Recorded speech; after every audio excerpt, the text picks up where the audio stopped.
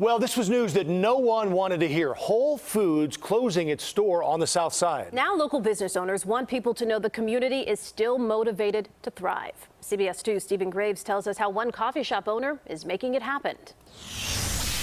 It is not the typical shop some might envision in Chicago's Englewood neighborhood. From the exterior, that looks like a little Hyde Park little get up over there. Let me pull over and see what's going on. And Bertha Kelly did just that 5 years ago. Her weekly visits to the not-for-profit cafe Casania on 69th and Green have not stopped since. And I think a lot of things can actually work here. They just haven't been tested in a while, and nobody wants to be the first mover. Executive Director Phil Sipka has lived in Englewood 14 years. Casania means to gather in Swahili. 9 years ago, the former after-school program worker noticed no spots for that in the neighborhood, so he opened the first sit-down cafe here in decades.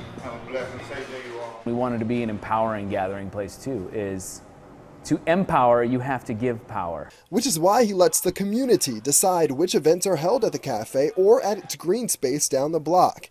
He says that has helped shape its success, staying unscathed from any crime, pushing through hardships that might mean other businesses leaving, like Whole Foods closing in the area, once considered a food desert. That was really hard for me. A lot of neighbors and a lot of organizations that are trying to, continually build up the neighborhood. COVID in this community hitting especially hard, forcing them to reduce hours here. It's also been harder to hire staff. And you would think that would be fuel to give up, but that's not happening here. Sipka says the motivation remains clear. To do something really just good and beautiful in your neighborhood. With prayer, faith, dedication, concerned individuals, anything is possible.